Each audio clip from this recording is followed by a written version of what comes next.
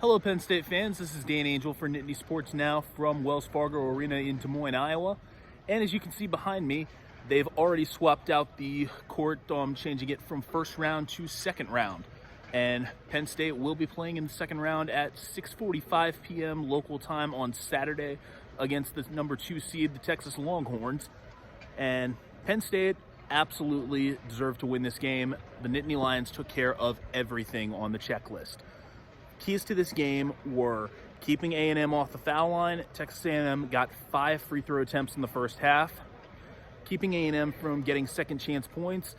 The Aggies got their offensive rebounds. They got 17 offensive boards, but they turned that into 16 second chance points. When you're getting fewer than 1 second chance point per offensive rebound, then the other team's doing its job. And Penn State absolutely did its job tonight. They made sure that Texas A&M could not cash in those offensive rebounds for much of anything. Multiple possessions, the Aggies got 2-3 chances at the hoop, but they came away empty-handed. And obviously Penn State would have preferred to limit them to 1 shot, but when you're allowing 3 shots and they still come away empty-handed, I mean, you're doing the best you can. Texas A&M is a great offensive rebounding team, but if you force A&M to become a jump shooting team, they are much easier to beat. And Penn State won the battle of points in the paint. The Nittany Lions used their big men as best as they could. A&M had to settle for less than great shots, and that makes Texas A&M very, very beatable. Of course, the other thing that makes A&M very beatable, when Andrew Funk just shoots the lights out the way he did tonight. That's honestly the best that I've ever seen him shoot, and I was at his 38-point game last year when he was playing for Bucknell against Illinois State. I think this performance was better.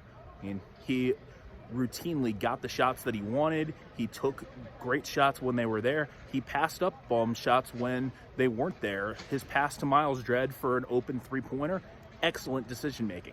Jalen Pickett, strong decision-making to consistently find the open guy.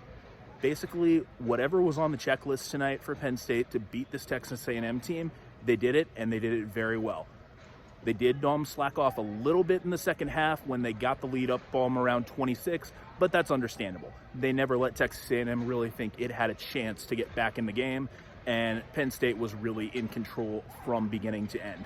So now they've got an opportunity against Texas.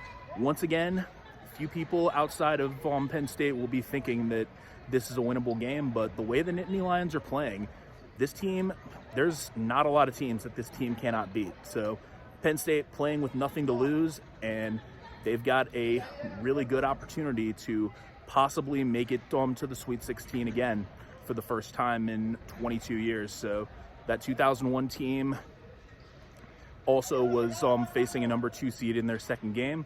So we'll see if Penn State can go just as far as that 2001 squad did and make it to Kansas City. But Saturday, Penn State against Texas. 6:45 is the most likely tip time. Obviously, we'll have to wait on Kansas and Arkansas to see if that will be the tip time. But I will be here from Des Moines to bring you the action for Nittany Sports Now. This is Dan Angell from Wells Fargo Arena.